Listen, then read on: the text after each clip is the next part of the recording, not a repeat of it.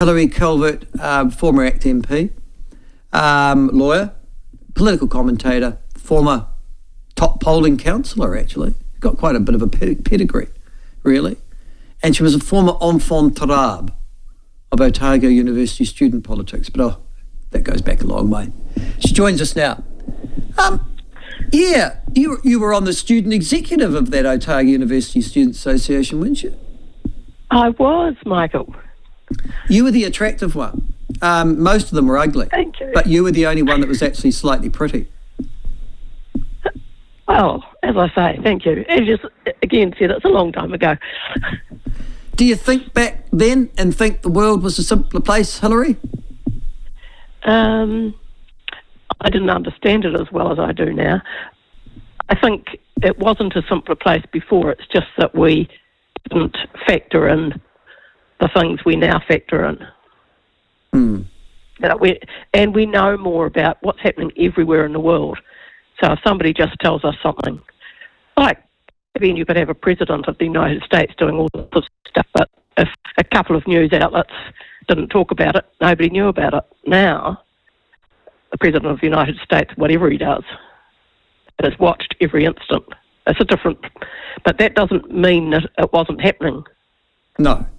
Happening differently. It's just that we didn't know about them, and that's why it's more important that the government is clear and straightforward, and local government and everybody else. It's more important than it used to be, I think. Yes, I suppose that's right. The other thing also was, if you remember being a student, and I can't imagine that students are any different today than they were back in our day, Hilary, we thought we knew everything. So we were sort of stunned. We knew everything at 21, 22 that needed to be known. So we were slightly stunned that our parents and the older generation didn't know what we knew or didn't see the way the world we saw, which was clearly right. That sort of moral unctuousness, I imagine, still permeates through undergraduates at universities these days, yeah? It does appear to, and it can sometimes, because people now spend another 10 years sometimes after that actually searching for what I would describe as a real job, they maintain that I'm not connected, I don't have a mortgage, I don't whatever, so I can have whatever views I like about. I'm not earning any money, so the tax doesn't matter, so whatever. And it lasts a lot longer than it used to. People who weren't at university were actually out there working and had been for 5 years by the time they were about 22. They were out of their apprenticeships and they were seriously into their working career. Yes. Now, I introduced that story about the unvaccinated Otago University employee getting $53,000 from the employment court. You sent that to me this morning. Yes. I'd seen it myself independently of you, but nevertheless. One of the things I was saying is I don't know that this judgment would have been given 2 years ago, that the courts have sort of finally worked out the fact they've got to apply the law. Yeah. Yes, and it's good to see them from time to time applying the law, but I'd like to see them doing it more consistently. And it's interesting that, to me, that in Nash's interview as he was leaving, I don't know what he said in his leaving speech in Parliament, but he was interviewed and he said, I think judges should be accountable to the people. And I thought, actually, no, they're accountable to the law. The people who make the laws are accountable to the people. The judges aren't responsible for the law, and they shouldn't be diddling about with it because they don't like it. They should be administering it. And every once in a while, judges used to say, not so much now, but they used to say, the equivalent of the law is a dog, but what can you do? You know, this is the law, and this is what I'm deciding. I don't have to believe in it. But the fact that a politician can say, no, I think, I don't recoil from what I did there. I think it's appropriate for judges to be accountable. That takes us to the American system where they're elected, sort of. Not a good plan. Don't like that at all. No. Just on that, let's talk international for a second, because the story of the last probably 10 days has been the arraignment or the official charging of Donald Trump with his fourth lot of criminal charges in the United States of America. This one for supposedly seeking to overturn the Democratic result of the 2020 election in the state of Georgia. Or that's the allegation. All these trials will take place in the lead up to or through the election campaign of next year. It's a mess, isn't it? It doesn't really matter how the election turns out. He's clearly going to be the Republican candidate. Is it conceivable he wins, but he goes to prison? Yeah. I think what we've ended up with here, and the Democrats on that side should have seen it coming, really. They just weren't listening to people. But what it's increasingly looking like is a class struggle.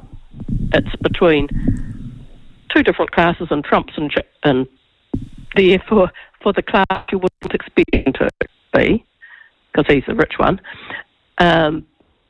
But people are just saying he's the one we want because that other lot aren't doing anything for us. And one of the stats I saw recently said how many people in the States were not born in the States.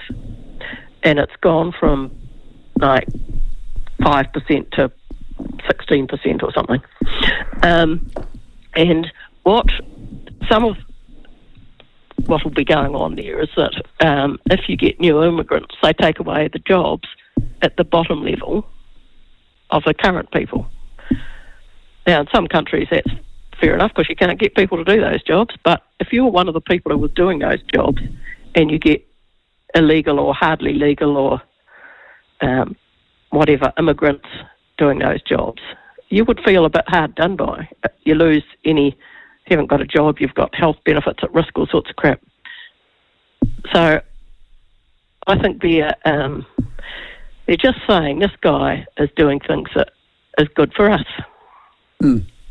Well, and as you say, it's a good part, a sort of a negative to say, well, stuff you to the what they perceive to be the woke in the United States of America, and they've chosen Donald Trump as their most effective vehicle to do so, which is probably why he won the 2020 election, or 2016 election, sorry, to be fair. Back home, what's your view? Carry on. Yeah. You go. I wanted to talk just briefly, sort of fitting in with what you've been saying this morning about education and teaching kids a new curriculum and things. Two things. One of them is the GST on fruit and veggies issue that has seemed to sort of moved on because people understand better that it's sort of not an economically smart thing to do, just like doing things with prescriptions helped big chemist, and I don't mean the big chemist, I mean the big chemist companies, and now here's the help the supermarkets thing. But Dr. Deborah Russell, who's the Associate Minister for Justice, Finance, is she? Justice. Oh, she's Revenue as well. Revenue. Well, she was asked about the GST on fruit and vegetables. Dr. Deborah Russell, she was, before she went into Parliament, a senior tax lecturer at Massey University. And she, I don't know. No, it was. I know Deborah and Malcolm, her husband. He was a professor of marketing at Massey University. Okay. She says she's changed her mind. Yes, I saw that. Yeah. And she said she's changed her mind because when the facts change, you should change too. Well, I don't think the facts have changed. Nothing's changed apart from in her mind. And if she's the 21st, 22nd on the list, I don't know whether she's at risk. No, she'll win down one place. No, she'll win New Lynn. Yeah, she'll. Yeah. So you wouldn't want her to go back to being a senior tax lecturer because, quite frankly, if that's the sort of thing, that we can teach tax people, that's a good idea. No, but no one thinks well, what I yeah, do. except we all know why Deborah Russell said that, don't we? We know that she said that not because she believes that, but because she gave a political answer, in the same way that the Minister of Finance has given his reason, Hilary, as to why he's changed his mind. Well, he hasn't changed his mind. It's just that Prime Minister Chris Hipkins made a call.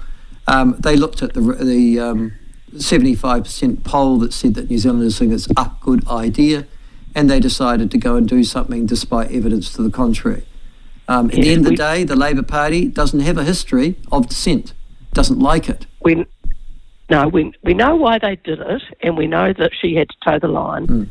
But for a senior lecturer in tax to say, I've changed my mind, when she quite clearly, because of a change of facts, and those are the people who've been teaching even something as boring and out there that nobody cares about as the tax end of accounting, it's a bit concerning. And the other thing about education to me, because I mean that's all part of what are we teaching when we've got people teaching schools and universities. We've also got this bill that's been introduced to Parliament for 16-year-olds voting. Have you picked up on that? Yes. Now, thank you for raising that, because it has not been covered at all by any mainstream media that I can see, but it has been... You carry on. Introduce it to us. Yeah. Well, it's been introduced without any press release, anything at all. The reason it hasn't been covered by anybody outside, in this case, I think it's the taxpayers' union that this came from, or whatever, but they just stumbled across it because they sit and look at bills, I presume. But it just turned up in a pile somewhere, and they're saying there's not a single piece of beehive communication that mentions this bill. And it's actually a bill. It's not, we're thinking of doing this. It's an actual bill which has been tabled, introduced to Parliament. And that means they could put it through under urgency next week if they want to.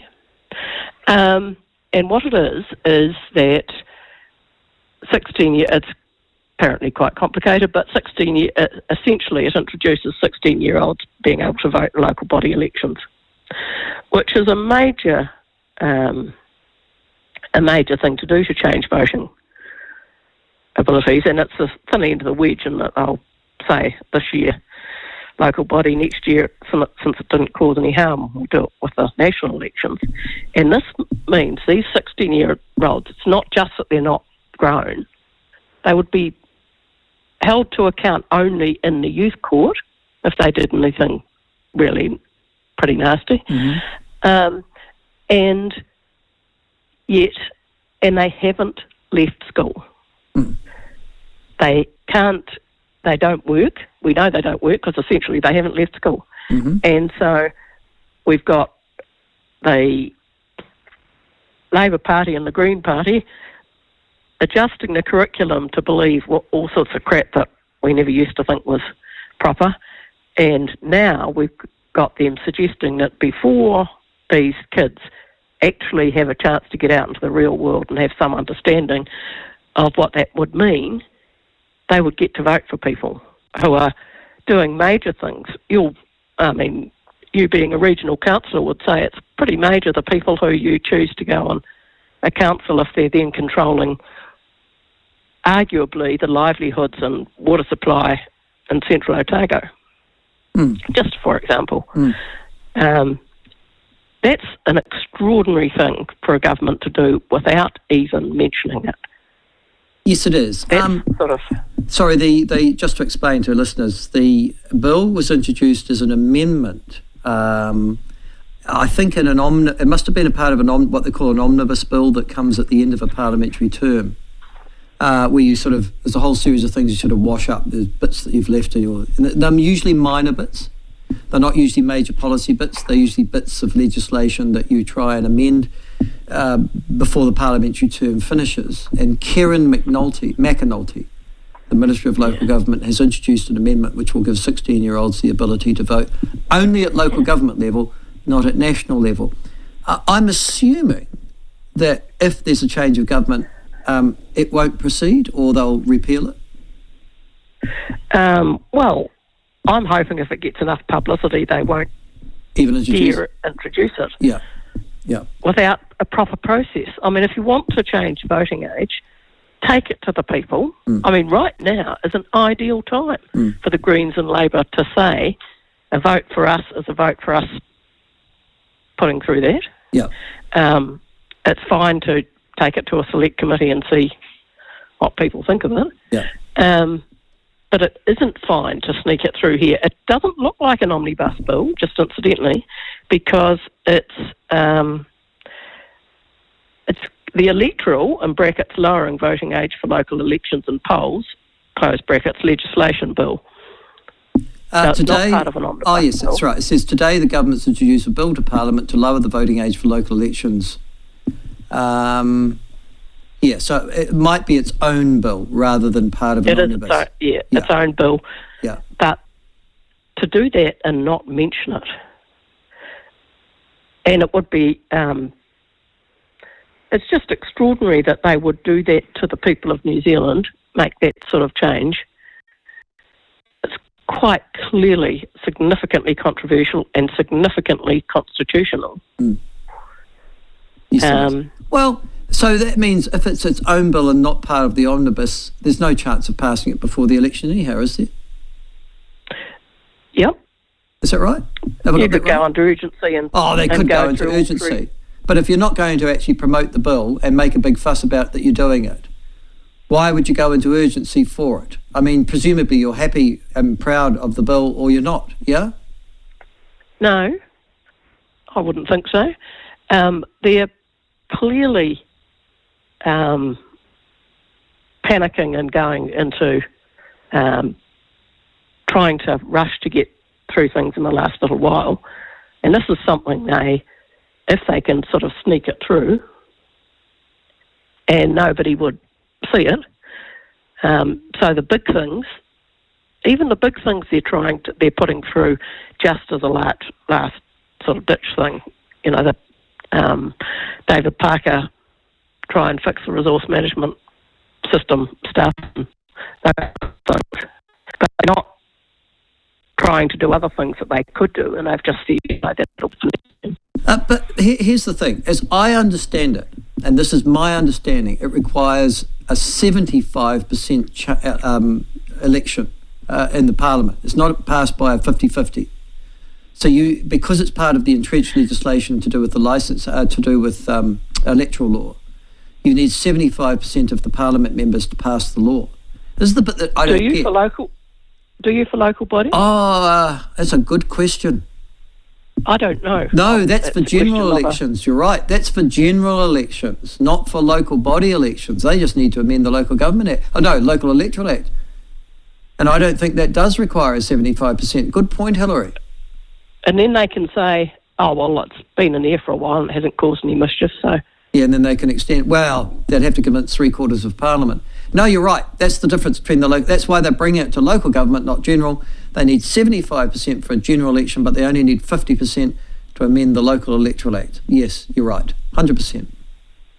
So I guess what I'm saying today about the government in general is, have they no shame? And the answer is quite clearly no. I guess the other thing is, and I was thinking also, David Parker's under urgency, they've done their replacement to two of the three replacements in terms of bills to replace the Resource Management Act. And I think I said it publicly actually this week in my elected role that this was all designed to get it through prior to the election because they're not confident of getting elected. Is that a fair analysis on my part? Yeah, but I think David Parker was always going to try and get it through this term. He's just left it pretty late because it's been a real problem for him to get it past a lot of the... I mean, they form committees at the drop of a hat, the Labor Party anyway. And so Jacinda formed a whole lot of committees and sent things off to them and then left, really, leaving people having to try and turn them from everybody sitting having a talk fest, and there was a lot of talk fest in the middle of these acts, and I think a lot of it might have been in tangata whenua areas. Mm. So I think it was probably David Parker had his work cut out for him to get it to this point now. And that maybe feeds into he really wanted it through in this term, and you're saying they're not confident they're going to be re-elected, but this feeds into the whether you or I are going to win the bet about the red wine about whether David Parker's going to leave. Because you say he's going to leave and I say he's not, yeah? Yeah. You said he was going to leave before the election, though. No, by December, by 3 months after. Oh, okay. But, that he wouldn't leave before the election. So, in other words, the argument will be you're arguing that if they lose the election, David Parker will resign and he'll go and do something else for the next... Actually, it's something, I'll put it out there now, but I'll put it with you as well.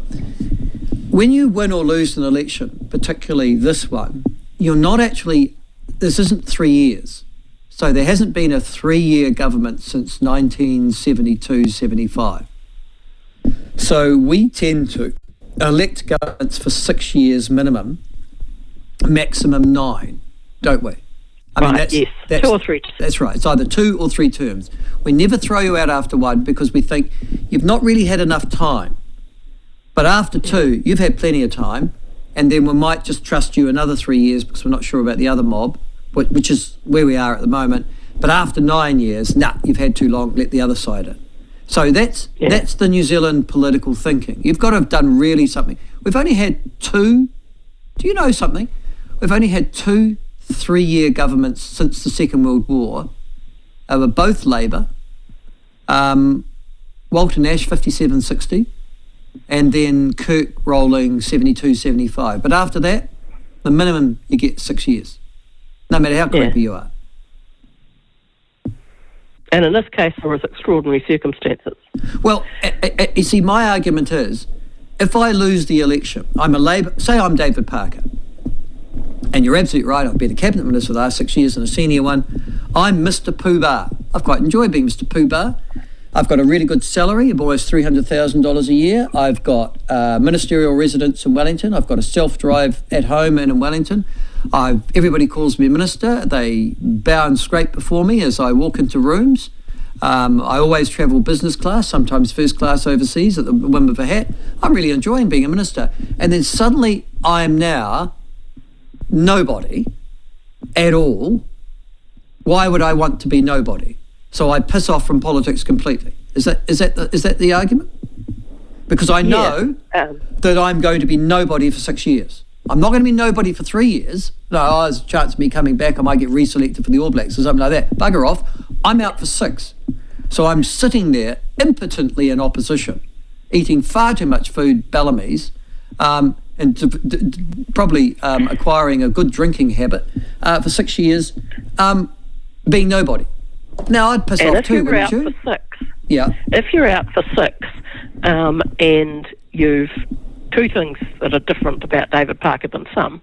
If you're out for 6 when you're the age he is, whatever that is, there'll be younger ones coming along. Oh yes, the young thrusters. Yes, you're right. Take over your spot. The whippersnappers. So that's another thing. Yep. And the last thing is that you've been in government, you've been out of government, you've been in government. Why would you want to be out again? You've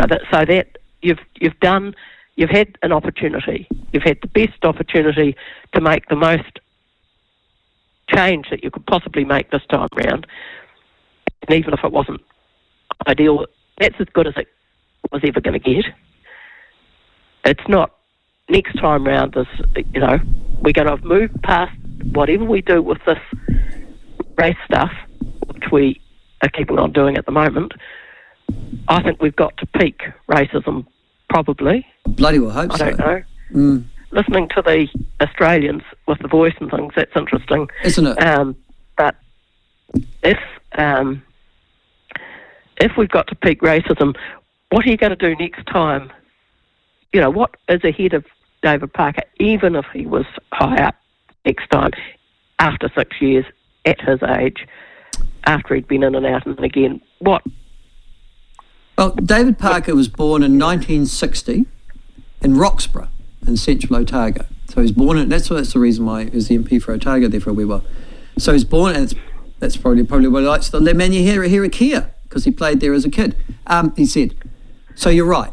If he's 62, 63 now, Hilary, he goes out for 6 years, you're right. He's not going to come back at 69, is he? No. And what fun would it be being a backbencher at that stage? No, Nobody's at going that to age. listen to you. Yeah, that's right. You're out of cabinet. You're out of. I mean, you're out. Not only out of cabinet. You're out of your shadow ministry sort of stuff, really. All right, and finally, I'm interested in your take on Winston Peters. Last night I was just mentioning how he gloried in upsetting everybody, but got his wonderful 1.5 minutes of loving promotion on no men's penises in toilets. Yes. And I think we might be at peak stupidity, as in what is a woman, what is a man, what is a they, whatever it is stuff. Well, he's picked up that, he's run with it, he's upset all the liberal media who are having a real go at him as I talk to you now, but boy, he'll be rubbing his hands saying, talk more, please. Yes, and I agreed with your comments earlier about that he couldn't, it is the equivalent of the cats. I think the time has come for people to, and around the world, he's seeing something that's happening around the world. People are just saying, look, really, if we had reasons for separating out boys and girls for whatever purpose, those reasons are still there, which is different from saying if somebody thinks they're trapped in the wrong body and has a sex change and turns into the other sort, then they can be the other sort. Yeah. Yes, that's right. But yeah, have a whole lot of the halfway house people without upsetting some people, and for people to pretend they're not upset. And Nicola Willis had a difficult time because she, having had a glorious first half of the week, which I really enjoyed her saying Grant Robertson's a good bloke and everything, but I just think he should go and have a cup of tea and a lie down. I thought that was a wonderful idea when he just started calling her a liar all day. But that shows how a usually affable sort of approach person is pushed. But she had trouble because she doesn't want to offend the people who want to be liberal and say, anything you want to choose to be, you just tell me your pronouns and whatever, and I'll just open the doors and pay more for your toilets or whatever. So, all right. Good on Winston. No, sorry, honey, I've got to go. It's 10-1. Excellent. But thank you very much. Are you over your cold? No, I'm not, and incidentally, I don't get paid at all whether or not I've come. Yeah, that's right. Does that make you feel better? That's your voluntary and community service. That's correct. Yeah. Yeah, I know. And it's much appreciated. You have a very good weekend with your husband, Alistair, and we'll talk to you next week. Excellent. Okay, see you later. Bye-bye. All right, former ACT MP, commentator, and full-time prognosticator, Hilary Calvert.